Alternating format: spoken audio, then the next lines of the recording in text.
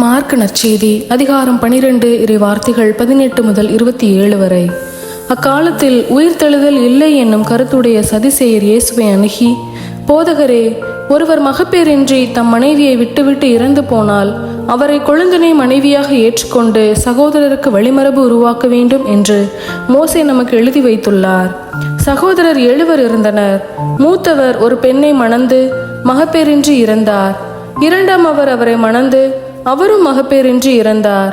மூன்றாம் அவருக்கும் அவ்வாறே நிகழ்ந்தது. 7 பேருக்கும் மகப்பேறு இல்லாமற் போயிற்று. அனைவருக்கும் கடைசியாக பெண்ணும் இறந்தார். அவர்கள் உயிர்த்தெழும் போது அவர் அவர்களுள் யாருக்கு மனைவியாக இருப்பார்?